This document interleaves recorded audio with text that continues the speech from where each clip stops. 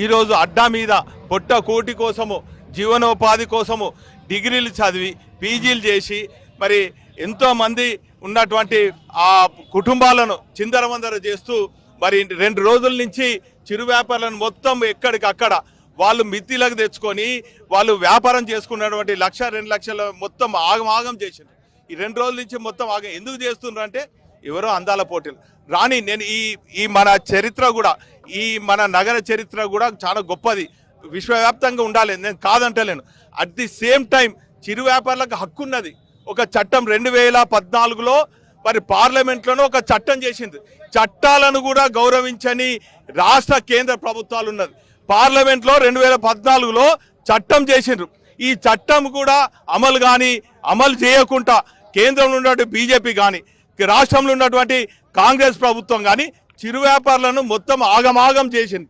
మరి ఈరోజు మరి తెలంగాణ రాష్ట్రం ఏర్పడిన తర్వాత తొలి ముఖ్యమంత్రి కేసీఆర్ గారు, తొలి మున్సిపల్ శాఖ మంత్రి వర్యులు కేటీ రామారావు గారు ఆధ్వర్యంలో మరి ఈ నగరంలో చిరు వ్యాపారులకు అండగా ఉండాలని చెప్పి మరి వెండింగ్ జోన్స్ నిర్మాణం చేసినటువంటి పరిస్థితి, ఆ చరిత్ర బీఆర్ఎస్ పార్టీది.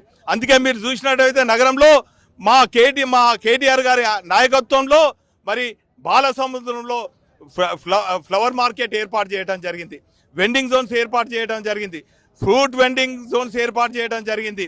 అదేవిధంగా పబ్లిక్ గార్డెన్ చుట్టూ కూడా వెండింగ్ జోన్స్ లక్షలాది కోట్లాది మరి నిధులు కేటాయించి మా చిరు వ్యాపారులకు అండగా ఉండాలని చెప్పి వారి ఆత్మస్థైర్యంతో వారి ఆత్మ గౌరవంతో బతుకెళ్ళదీయాలని చెప్పి చివరికి మెకానిక్ షాప్లకు కూడా వారికి కావాల్సినటువంటి వెండింగ్ జోన్స్ కూడా మరి ఏర్పాటు చేసిన ఘనత బీఆర్ఎస్ పార్టీ. అయితే ఈరోజు కాంగ్రెస్ ప్రభుత్వం ఏ ఒక్క వర్గాన్ని కూడా మరి దగ్గర తీయకుండా అన్ని వర్గాలను దెబ్బతీసే విధంగా చివరికి మా చిరు వ్యాపారులను కూడా దెబ్బతీసిన దానికి మేము తీవ్రంగా ఖండిస్తున్నాం. బీఆర్ఎస్ పక్షాన వారికి అండగా ఉండాలని చెప్పి ఈరోజు చిరు వ్యాపారులందరూ కూడా వచ్చిండ్రు. పాపం ఆమె చూడండి, కాలు లేదు, 40,000 సరుకులు ఆగం చేసిండ్రట. ఇక్కడ చూడండి ఛాయ్ స్టాళ్ళు, వీళ్ళందరూ కూడా పండ్ల మార్కెట్ వాళ్ళు మొత్తం అందరినీ కూడా చిందరవందర చేసిండ్రు. చిరు వ్యాపారుల బతుకులను చిందరవందర చేసి కాంగ్రెస్ ప్రభుత్వానికి హెచ్చరిస్తున్నాం.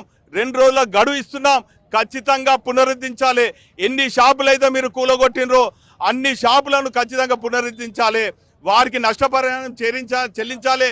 లేని ఏడల కాంగ్రెస్ ప్రభుత్వానికి ఖచ్చితంగా బుద్ధి చెప్పే విధంగా, అదే సమయంలో మరి పోలీస్ అధికారులకు కూడా మరి మున్సిపల్ అధికారులకు కూడా హెచ్చరిస్తున్నాం. వీళ్ళకున్న హక్కును మీరు ఎవరు కాల రాసేదానికి. మీరు 2014 మరొక్కసారి చెప్తున్నాను, పార్లమెంట్లో చట్టం ఉంది, చట్టాలు చదవండి, చట్టాలను గౌరవించండి. చిరు వ్యాపారుల జోలికి వస్తే మాత్రం ఖబర్దార్ మున్సిపల్ అధికారులకు పోలీసు అధికారులకు అని కూడా హెచ్చరిస్తాం. 48 గంటలలో కనుక మీరు వాళ్లకు పునరుద్ధరించి వారి అడ్డాలను అక్కడ ఎక్కడైతే తొలగించిండ్రో అక్కడ తిరిగి వాళ్ళు వ్యాపారం చేసే విధంగా మరి మంచి వాతావరణం చేయకుంటే మరి దశల వారీగా మున్సిపల్ కార్పొరేషన్ అధికారులను మరి ఖచ్చితంగా వెంటాడతాం, కాంగ్రెస్ నాయకులను కూడా వెంటాడతామని చెప్పి హెచ్చరిస్తున్నాం. నిజంగానే మీరు చెప్పినట్టుగా మన వరంగల్లో గిరిగిరి అంటాం, ఆ గిరిగిరి తీసుకొని ఒక వ్యాపారం అయితే 10,000 రూపాయల సరుకు ఫాస్ట్ ఫుడ్ సెంటర్ సంబంధించి 10,000 రూపాయల సరుకు అప్పుడే తెచ్చుకుంటే మేము ఒక 2-3 నిమిషాలు సమయం ఇస్తే మేము పక్కనే పెట్టుకుంటామని చెప్పినా కూడా ఆ సామాన్ అంతా కూడా ఛిద్రం చేసి వెళ్ళిన సందర్భం. ఇంత అమానవీయంగా ప్రవర్తించాల్సిన అవసరం ఉందా? ప్రధానంగా ఆ రోడ్డు వెంట వచ్చేటప్పుడు కనీసం 2 నిమిషాల పాటు కూడా జర్నీ ఉండదు. ఆ 2 నిమిషాల జర్నీ కోసం వీళ్ళ బతుకులను రోడ్డు మీద బారేయడం, ఇదంతా కూడా ఎట్లా చూడాల్సిన అవసరం ఉంది సార్? ఎట్లా చూడాలి అంటే వాస్తవంగా నేను అదే చెప్తున్నా. కాంగ్రెస్ ప్రభుత్వం, రేవంత్ ప్రభుత్వం రాష్ట్రంలో అధికారం చేపట్టినటు నుండి నేటి వరకు అన్ని వర్గాలను మరి ముఖ్యంగా పేద బడుగు బలహీన వర్గాల వారి వ్యతిరేకంగా మరి అనేక కార్యక్రమాలు చేస్తున్నారు. చివరికి చిరు వ్యాపారులను కూడా ఇడవకుండా వారిని బజారబాట చేసిండ్రు. మేము ఒకటే అంటున్నాం, వారికి కొన్ని చట్టాలు ఉన్నాయి. 2014లో పార్లమెంట్లో ఒక చట్టం చేసిండ్రు.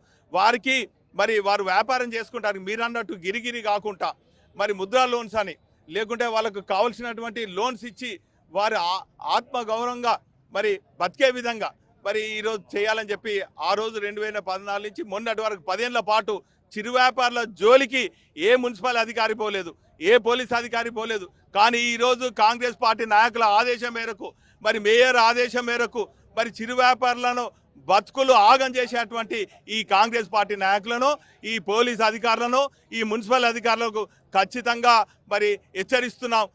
వెంటనే వారు వ్యాపారం చేసుకునే స్థలంలో సురక్షితంగా ఉండే విధంగా వారికి ఉన్నటువంటి హక్కులను భంగం కలగకుండా చేయాలి. లేని ఏడలా ఖచ్చితంగా మున్సిపల్ కార్పొరేషన్ గిరావు చేస్తామని కూడా ఈ సందర్భంగా తెలియజేస్తాం. ఇవాళ ఇక ఎవరైతే చిరు వ్యాపారులు ఉన్నారో ఇప్పటికే మా వ్యాపారాన్ని సంవత్సరం కాలంలో 3 సార్లు తొలగించారు.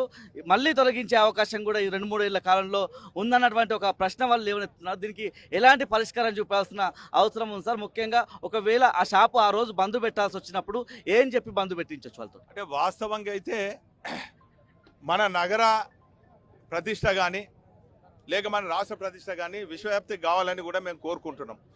నేను అదే చెప్తున్న, తెలంగాణ రాష్ట్రం ఏర్పడిన తర్వాత కేసీఆర్ గారు ఈ నగర అభివృద్ధి కోసం అనేక కార్యక్రమాలు చేసిండు, అనేక అభివృద్ధి కార్యక్రమాలు చేసిండు. ఉదాహరణకు మరి కాజ్పేటలో ఇప్పుడు మీరు చూసినట్టయితే మరి ఒక సైకిల్ ట్రాక్ కానీ సింథటిక్ ట్రాక్ కానీ ఎక్కడికక్కడ 4 లైన్స్ కానీ మరి జంక్షన్ అభివృద్ధి కానీ చేస్తూనే చిరు వ్యాపారులకు కూడా వారికి ఉన్నటువంటి హక్కులను భంగం కలగకుండా, వారి హక్కులను మరి కాలరాయకుండా, వారి హక్కులను ప్రొటెక్ట్ చేసేదానికి మరి వెండింగ్ జోన్స్ కూడా ఏర్పాటు చేయడం జరిగిందని కూడా ఈ సందర్భంగా తెలియజేస్తున్నాం.